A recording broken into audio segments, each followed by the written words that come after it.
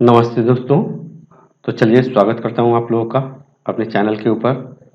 और जैसा कि आप लोग ने थंबनेल में देख ही चुका है कि अब आने वाले बैंक की एग्ज़ाम असिस्टेंट लेवल की जो भी एग्ज़ाम है वो 13 लैंग्वेजेज में होंगी। 13 लैंग्वेजेज का कहने का मतलब 15 लैंग्वेजेज है, क्योंकि 13 तो लोकल लैंग्वेजेज हो गए और एक इंग्लिश और एक ये हिंदी, तो ये टोटल 15 लैंग्वेजेज होंगे। तो इस टाइप का डिसीजन क्यों लिया गया, आखिर इस टाइप के डिसीजन लेने के पीछे कारण क्या था, और इस टाइप के डिसीजन लेने से किसका बेनिफिट होगा, किसका लॉस होगा, और आने वाले जो एग्ज़ाम हैं एसबीआई असिस्टेंट फिर से आएंगे या इंश्योरेंस सेक्टर के जो भी एग्ज़ाम आएंगे उसके ऊपर इसका क्या इम्पैक्ट पड़ेगा। उस सब एग्ज़ाम मतलब ये तो बैंकिंग का एग्ज़ाम है, क्या इंश्योरेंस के एग्ज़ाम के ऊपर इस टाइप के रूल रेगुलेशंस लागू होंगी कि नहीं होंगी। यदि इस सब चीज़ों के बारे में आप जानना चाहते हैं तो ये वीडियो आपके लिए। आप इस वीडियो के साथ बने रहिए और आपको लास्ट में खुद ब खुद सारे क्वेश्चंस के जवाब मिल जाएंगे। तो चलिए बिना विलंब किए हुए वीडियो की शुरुआत करते हैं। मेरा नाम है तपेश्वर रॉय। तो ये बात स्टार्ट होती है 2014 से। अभी आप लोग बस थोड़ा सा 2 मिनट दीजिएगा, फिर आप लोग को सब कुछ समझ में आने लगेंगे कि मैं 2014 में क्यों गया, क्योंकि ये एक प्रकार का संघर्ष है साउथ वाले लोगों के लिए।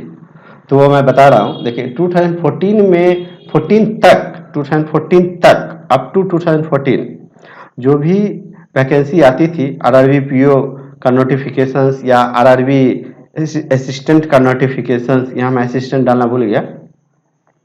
तो उसमें क्या होता था कि एक लाइन में यदि हम बोले तो वहाँ का डोमिसाइल होना जरूरी होता था, क्योंकि यहाँ पे क्लियर लिखा हुआ है कि आपको 10th में होना चाहिए लोकल लैंग्वेज, नेटिव लैंग्वेज होना चाहिए, या आप लोकल लैंग्वेज कभी भी ग्रेजुएशन लेवल तक पढ़े हुए हैं। ये अप टू 2014 का नोटिफिकेशन था।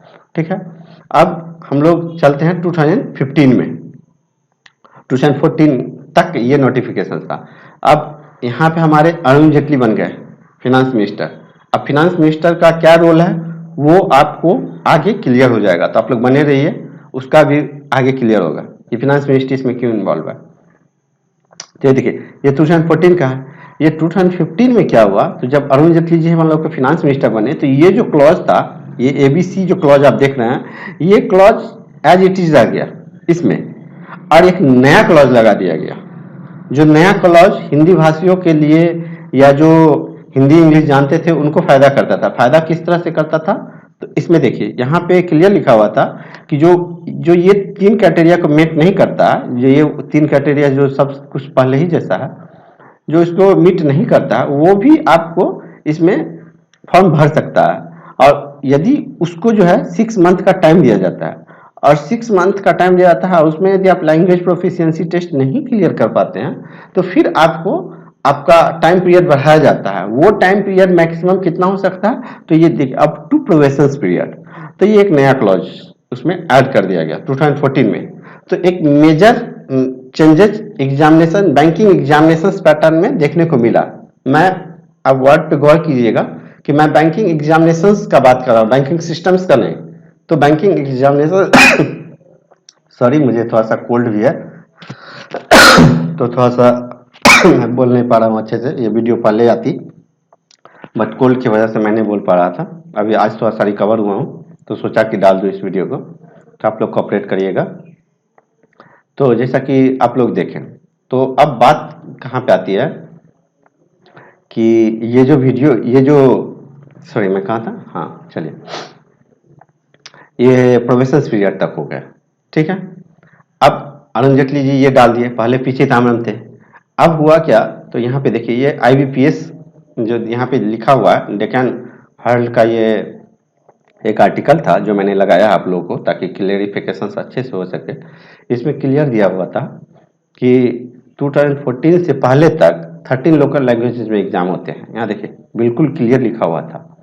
ठीक है, बट 2014 के बाद से इंग्लिश और हिंदी में एग्जाम होने लगे। तो इससे इम्पैक्ट क्या पड़ा, तो देखिए इससे इम्पैक्ट क्या पड़ गया, तो जो हम लोग नॉर्थ इंडियन थे, जो हिंदी भाषी थे, उनका वहाँ पे पेनिट्रेशन बढ़ गया, वहाँ पे वो लोग ज़्यादा जाने लगे।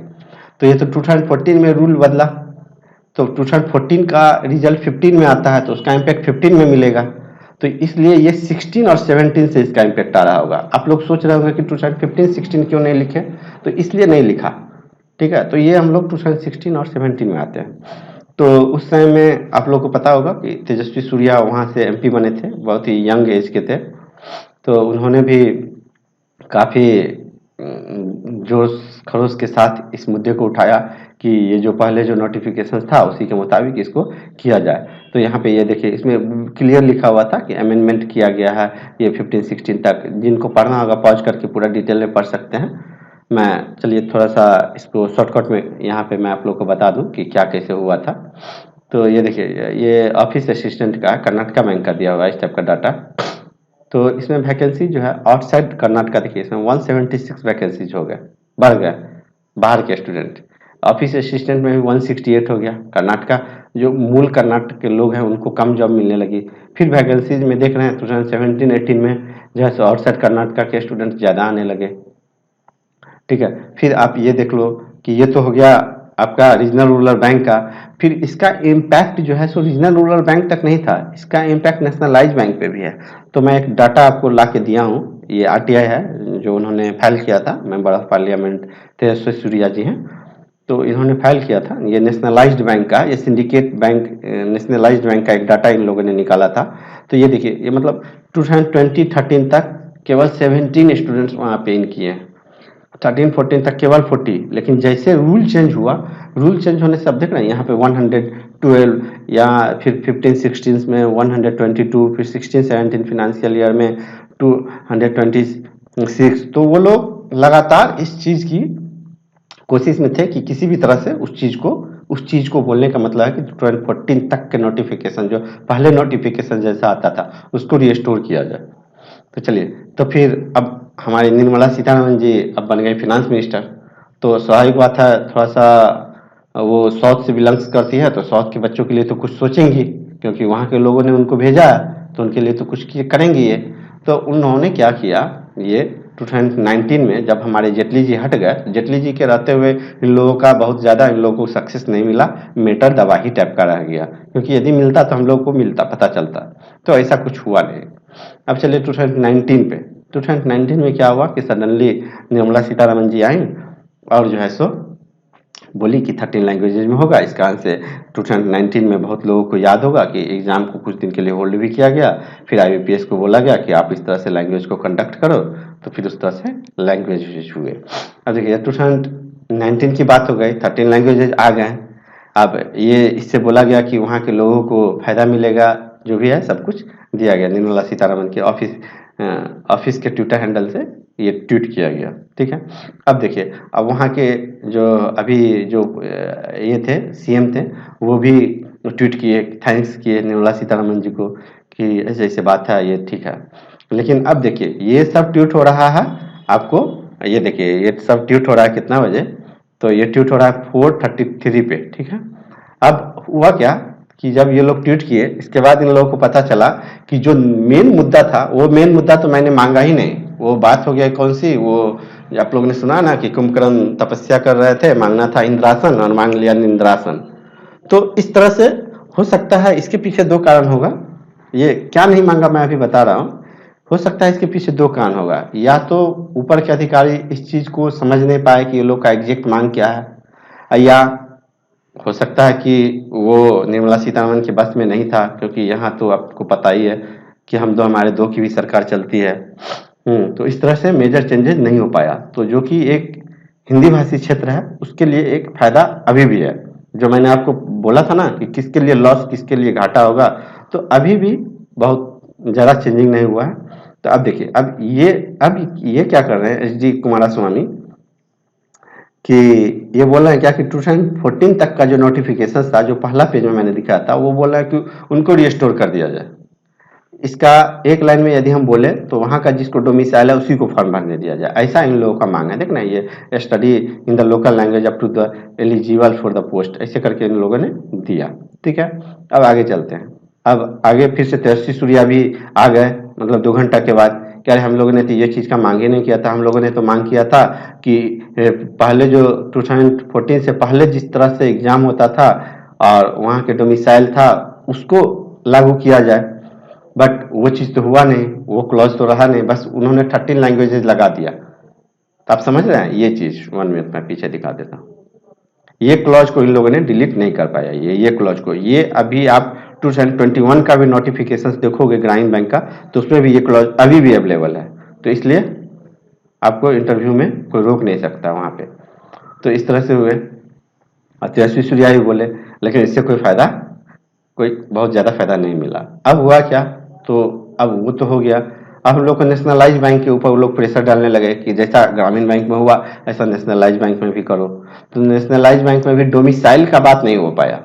अब कुछ कभी कभी क्या होता है ना कि आप जब जाओगे ना, तो किसी किसी को सुनते होगे कि उसको उतना टाइट डॉक्यूमेंट वेरिफिकेशन नहीं किया, हो सकता है सीनियर अधिकारी नॉर्थ रीजन से होंगे तो उनको पास कर दिए इंटरव्यू में, लेकिन हो सकता है वो अधिकारी साउथ रीजन का हो और उसको कम इंटरव्यू में मार्क्स दे दे, थोड़ा सा बायस्ड हो जाए साउथ के प्रति, तो हो सकता है आपका मेरिट नहीं बने। लेकिन हाँ, इंटरव्यू में आपको जो पेपर में जिस तरह से दिया गया है इस मुताबिक आपको इंटरव्यू में कोई नहीं रोक सकता है। तो इस तरह से ये चीज़ हुआ। तो अब खैर अब तो असिस्टेंट में इंटरव्यू भी नहीं होती है, आरआरबी पीओ में इंटरव्यू होती है। तो ये फिनांस मिनिस्ट्री का आया। फिर आगे देखिए, अभी हाल ही में मतलब 2 दिन पहले की बात है, आज जो वीडियो मैं रिकॉर्ड कर रहा हूँ आज से 2 दिन पहले की बात है। तो आज 4 अक्टूबर को मैं ये वीडियो रिकॉर्ड कर रहा हूँ, तो अभी से 2 दिन पहले जो एक मेजर चेंजेज हुआ, इसमें फिर से फिनांस मिनिस्ट्री बोली कि जो भी असिस्टेंट लेवल का एग्जाम है, यहाँ पे देखिए, यहाँ पे लिखा हुआ है कि वो जो है सो 12 लोकल लैंग्वेजेज में होंगे। ठीक है, और ये जो है ये आने वाला जो एसबीआई का जो वैकेंसी है, यहाँ पे यह भी क्लियर दिया गया है कि एसबीआई का जो वैकेंसी है उसमें भी ये चीज़ लागू होगा। तो आपको एसबीआई असिस्टेंट में भी अब ये चीज़ देखने के लिए मिलेगा। ठीक है, आप लोग नीचे आते हैं तो यही चीज़ जो है सो आपको पीआईबी में, प्रेस इंफॉर्मेशन ब्यूरो में भी आया था। जिनको पढ़ना होगा वो इसको पॉज करके पढ़ सकते हैं। फिर अब ये चीज़ हो गया। अब देखिए, अब हम लोग इतने टाइम से फिनांस मिनिस्ट्री की बात कर रहे हैं, फिनांस मिनिस्ट्री का आखिर रोल क्या है, दूसरे मिनिस्ट्री इसमें क्यों नहीं इन्वॉल्व है। तो आप लोगों को पता होगा कि जब भी कोई किसी भी पोस्ट के लिए गवर्नमेंट की जॉब आती है, तो जैसे कि मान लो एसबीआई का भी आज ही नोटिफिकेशन आया, तो एसबीआई का यदि नोटिफिकेशंस निकालना है तो उनका एचआर सेक्शन जो है वो उस नोटिफिकेशंस को तैयार करती है, और फिनांस डिपार्टमेंट में जो एक्सपेंडिचर डिपार्टमेंट है वहाँ से उसको अप्रूवल लेती है।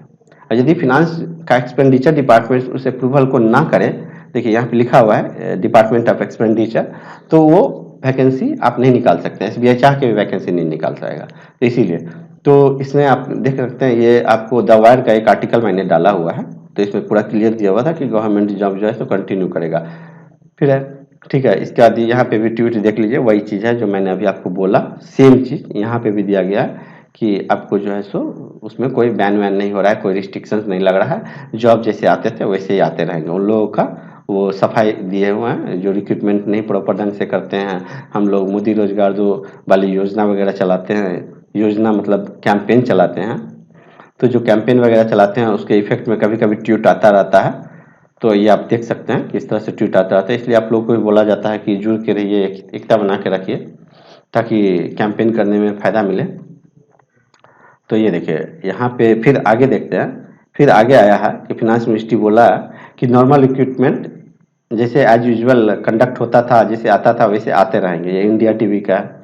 ठीक है, फिर आगे देखिए, ये लाइव मिनट का एक आर्टिकल्स था, ये लाइव मिनट में भी बोला है कि कंटिन्यू रहेगा, पोस्ट जो भी पोस्ट है वो आते रहेंगे, उसमें कोई नॉर्मल रिक्रूटमेंट में कोई चेंजिंग होने वाला नहीं है। ठीक है, बस यहाँ पे एक चीज़ इन्होंने एक्स्ट्रा ऐड किया हुआ है कि न्यू पोस्ट, जो न्यू जॉब है वो नहीं क्रिएट होगा। यहाँ पे लिया हुआ ना कि finance ministry on order banning creation of new post, तो न्यू पोस्ट नहीं क्रिएट होगा, जो ओल्ड पोस्ट है जिसमें लोग रिटायर कर रहे हैं उनके लिए वैकेंसी आते रहेंगे, इसका ये करने का मतलब है। ठीक है, फिर आगे बोलिए कि देखिए यहाँ पे भी वही क्लियर लिखा हुआ है कि कोई भी बैन नहीं हो रहा है, कोई भी वैकेंसी में कमी नहीं हो रहा है, जैसे एज इट इज़ हैं वैसे आते रहेंगे। तो ये देखिए 6 सितंबर 2020 का है। तो ये डाटा मैंने आपको इसलिए दिया ताकि आप लोगों को एक मोटिवेशन मिल सके कि अपकमिंग एग्जाम में आएंगे। अभी एनआईसीएल का भी असिस्टेंट आएगा ही, एओ का आया है तो आएगा ही, एसबीआई भी आया है, और ये आईबीपीएस पीओ भी आएगा। तो इस तरह से, इसलिए मैंने आपको एक डाटा निकाल के डाल दिया ताकि ये पता चले कि किस तरह से वैकेंसी में कोई दिक्कत नहीं है। और ये मेरा पेज है, आप मुझे किसी भी सोशल प्लेटफॉर्म पे इसी नाम से, मैं सारे प्लेटफॉर्म पे अवेलेबल हूँ, आप मुझे फॉलो भी कर सकते हैं, फॉलो करना चाहते हैं तो ये वीडियो आपको कैसा लगा, इसमें लाइक और डिसलाइक आप दोनों दे सकते हैं, दोनों का वेलकम है। आप लाइक नहीं कर सकते तो डिसलाइक कम से कम करके आए हैं चैनल पे तो कोई दिक्कत नहीं है उसके लिए। यदि ज़्यादा डिसलाइक होगा तो हम वीडियो की क्वालिटी को और जो भी प्रॉब्लम होगा उसको इम्प्रूव करेंगे। और आप अपना सजेशंस जीमेल के जरिए, टेलीग्राम चैनल के जरिए कर सकते हैं। तो ठीक है, इसी के साथ वीडियो को समाप्त करते हैं और चैनल से जुड़े रहिए। Thanks for listening, bye bye, thank you.